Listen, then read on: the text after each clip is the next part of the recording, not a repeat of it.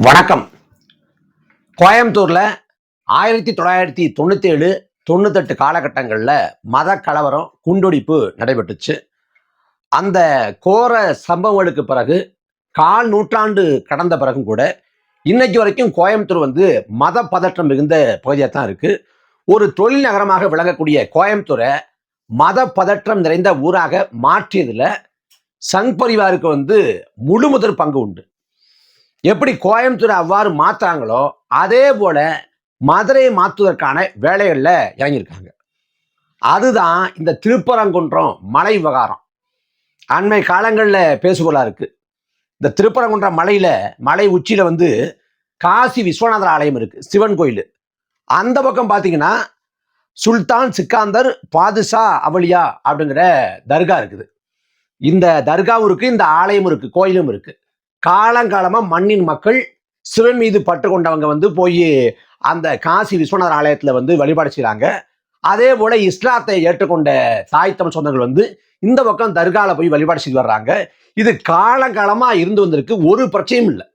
ஏன்னா தமிழ்நாட்டை பொறுத்த வரைக்கும் நாங்கள்லாம் சின்ன வயசா இருக்கிறப்ப வேளாங்கண்ணி கோயிலுக்கு நடைபயணமா போவோம். வேளாங்கண்ணி கோயிலுக்கு நடைபயணமா போறப்ப மாரியம்மன் கோயிலில் தேங்காய் உடைச்சுதான் வேளாங்கண்ணி கோயிலில் போய் வழிபாடு செய்வோம். அந்த மாதிரி மத நல்லிணக்கம் இங்க உண்டு.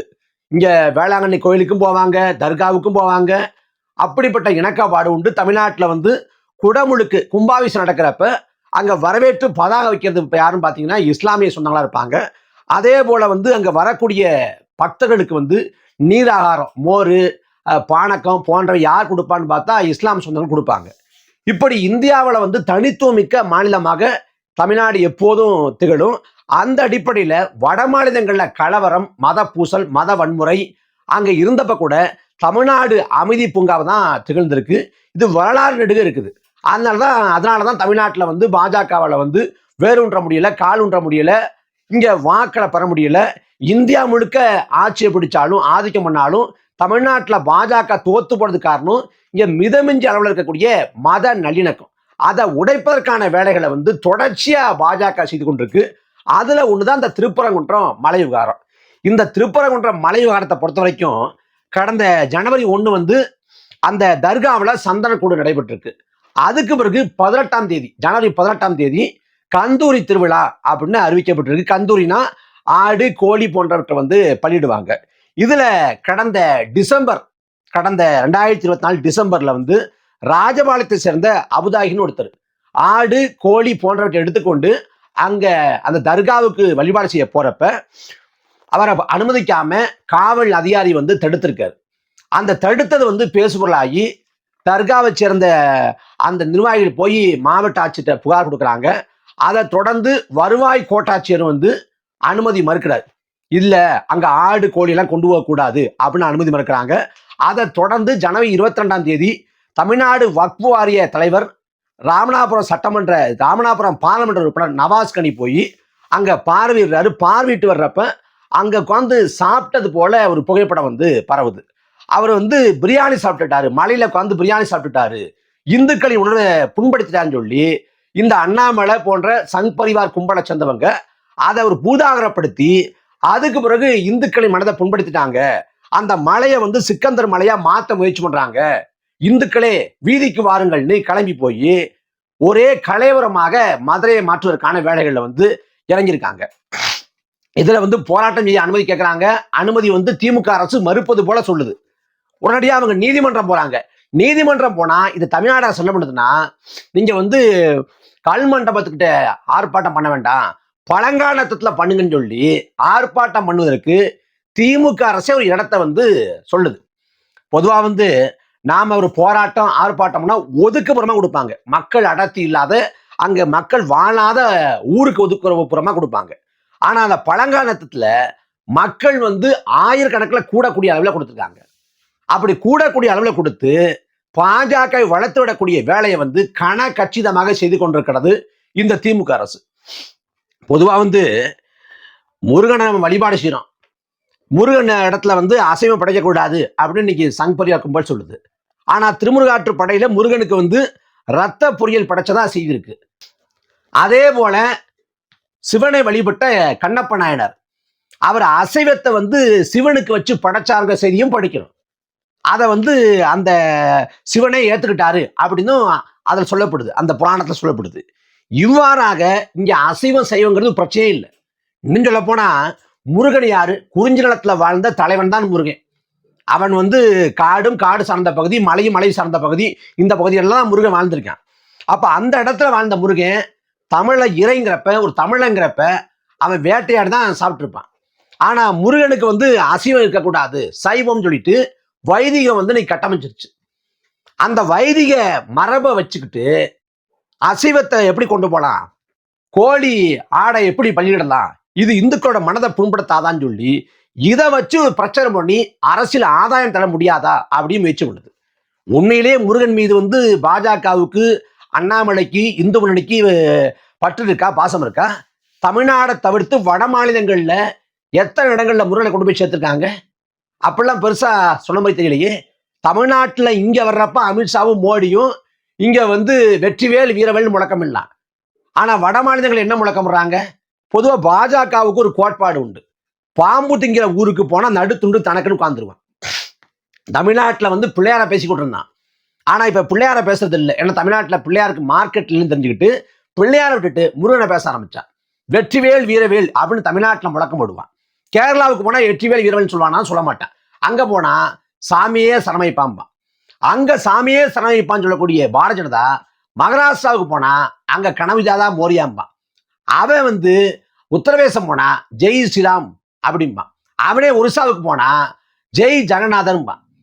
அவனே வந்து மேற்கு வங்காளத்துக்கு போனா ஜெய் காளி ஓம் காளிம்பான். இப்படி எந்தெந்த மாநிலங்களுக்கு போனா எதை அரசியலா மாத்தலாம், எதாவது பேசுபொருளா மாத்தலாம் தெளிவா தெரியும்.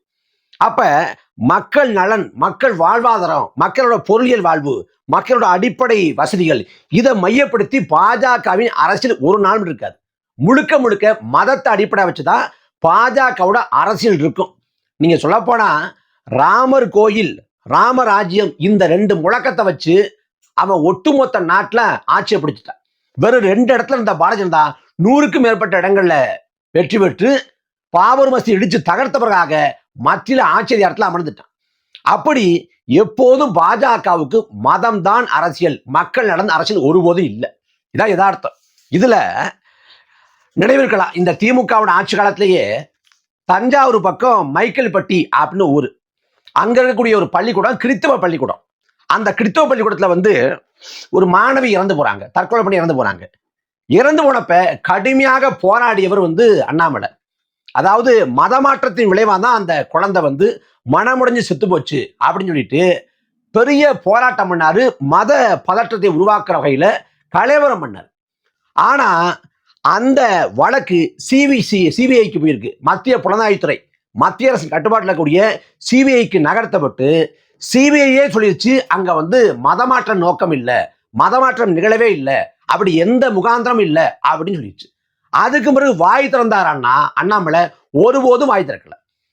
இங்க மைக்கேல்பட்டியில வந்து ஒரு மாணவி வந்து தற்கொலை செய்து கொண்டு செத்து போனதற்கு வந்து அவ்வளவு போராடிய அண்ணாமலையர்கள் ஒருபோதும் ஸ்ரீமதி மரணத்திற்காக வாய் திறக்கல. கள்ளக்குறிச்சி பக்கம் ஸ்ரீமதிங்கிற குழந்தை இறந்து போறா, அவ வந்து மர்மமான முறையில் இறந்து போறா. இன்னைக்கு வரைக்கும் நீதி கிடைக்கல. அந்த யாரு குற்றவாளின்னு சொல்லப்படுதோ அவன் வந்து RSS பாஜக பின்புலம் கொண்டவன். அவனை பாஜகவும் காப்பாத்தது, திமுக காப்பாத்தது. இன்னைக்கு அவள் இறந்து போன ஸ்ரீமதி இறந்து போன இடத்துல ஒன்னோடு சேர்ந்து நீதி முறங்கிறது அப்படி எழுதி வைக்கப்பட்டிருக்கு. அப்ப அந்த விஷயத்துல அவன் பாஜக வந்து போராடல. அதே போல இப்ப திருப்பரங்குன்ற விவகாரத்தை எடுத்துக்கிட்டு இதை வச்சு அரசியல் பண்ண முடியாதா, இதை வச்சு மக்களை பிரித்தாண்டு வாக்கு வேட்டையாட முடியாதான்னு ரொம்ப படாத பாடுபடுது. இதுல மற்றவங்க நாம் தமிழர் கட்சி போராட முற்பட்டா போராடுவதற்கு முன்பாகவே தடையை போட்டு போராட்டத்தை கிளம்புறதுக்கு முடிய கைது பண்ணி முடக்கி அந்த போராட்டத்தில் எல்லாரும் ஒன்று சேர விடாத வண்ணம் தடுக்கிற திமுக அரசு பழங்காலத்துல இவ்வளவு பேரை எப்படி கூட விட்டாங்க? அது இவ்வளவு பேர் கூடுவதற்கு வசதியான இடத்தை எப்படி தேர்வு பண்ணி கொடுத்தாங்க அப்படிங்கிற கேள்வியே நமக்கு புரியல. இதுல ஆடு கோழியை வந்து அவங்க தர்காவில் தான் நேர்த்தி கடன் தான் கொடுக்குறாங்க. அந்த ஆடு கோழி அங்க கொண்டு போனாலும் அங்க போய் படையலிட்டாலோ இல்ல அங்க பழிட்டாலோ அதுக்கும் இதுக்கும் சம்பந்தம் இல்லை. இந்த பக்கம் காசி விஸ்வநாத ஆலயம் இருக்கு, அந்த பக்கம் வந்து தர்கா இருக்குது.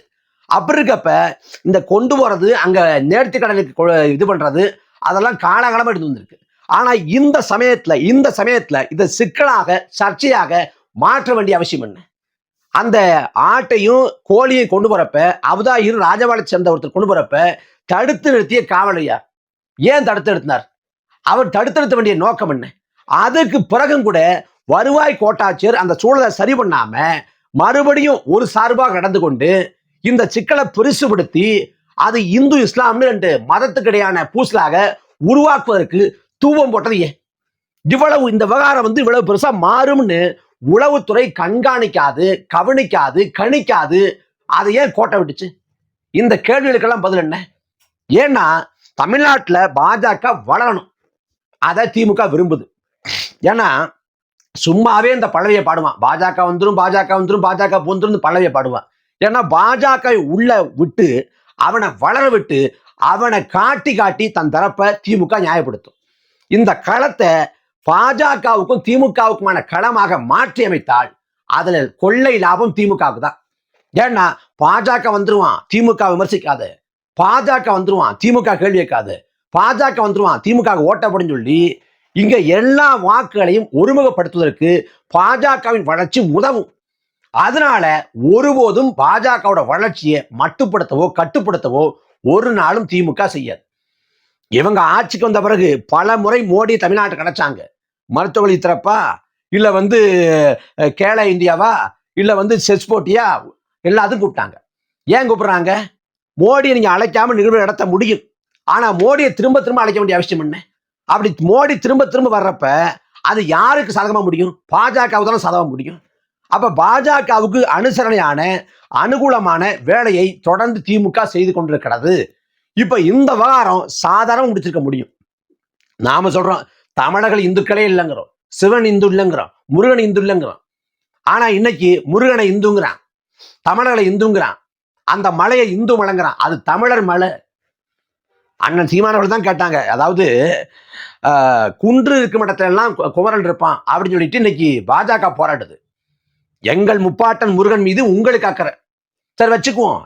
ஈழத்துல மக்கள் கொலை செய்யப்பட்டாங்க, நீங்க மக்கள் கொலை செய்யப்பட்ட இதை கூட விட்டுருங்களேன், நீங்க இந்துக்களா எங்க மக்களை பார்க்க வேண்டாம், எங்க உறவுகளை பார்க்க வேண்டாம். அங்க முருகன் கோயில் இருக்கு, உலக புகழ்பெற்ற முருகன் கோயில் இருக்கு. அந்த முருகன் கோயில் மேல சிங்கள பேரணவாதம் தாக்கல் தொடுத்த போது நீங்க எங்க போனீங்க? யாராவது ஒரு பாஜக காரரு, RS காரரு, இந்து முன்னணிக்காரரு எப்படி அந்த கோயில் மீது, இந்து கோயில் மீது, இவங்க பார்வையில் இந்து கோயில் மீது தாக்கல் எடுக்கலாம்னு ஒருத்தர் கூட கேள்வி எழுப்பலையே. இப்ப குன்று இருக்கும் இடத்துல எல்லாம் குமரன் இருப்பாங்கிறாங்க. தமிழ்நாட்டில் இருக்கக்கூடிய குன்றுகள் மலைகள் எல்லாம் வெட்டி தகர்க்கப்பட்டு கனிம வளங்களாக ஏற்றப்படுறப்ப குன்று கடத்துல குமரன் இருப்பான். அந்த குன்றுகளை எப்படி இங்க வெட்டி ஏற்றலாம், மலைகளை எப்படி தகர்க்கலாம்னு சொல்லிட்டு எந்த பாஜக நிர்வாகியாவது போராடிது உண்டா? ஒண்ணும் இல்லை. ஆனா இந்த திருப்பரங்குன்ற மலை விவகாரத்தை வச்சு எப்படியாவது அரசியல் ஆதாயம் தர முடியாதான்னு அவ்வளவு முயற்சி பண்ணுது. நீங்க ராமராஜ்யம், நீங்க ராமர் கோயில் கட்டிட்டோம், எனக்கு பெரிய பயன் அளிக்கணும். நீங்க ராமர் கோயில் இருக்கக்கூடிய பைசாபாத் பார்லிமெண்ட் தொகுதியிலேயே பாஜக நக்கிட்டு போயிடுச்சு. இது தமிழ்நாடு. உங்க ஆட்டம், உங்களோட கூச்சல், உங்களோட ஓலம், உங்களோட நாடகம் ஒரு நாள் செல்லுபடி ஆகாது. தமிழ்நாட்டில் குன்னக்குடிக்கு அண்ணாக்காவடி எடுத்தாலும் சரிதான், ஒரு நாளும் பாஜக வளர போறதும் இல்லை, வெல்ல போறதும் இல்லை.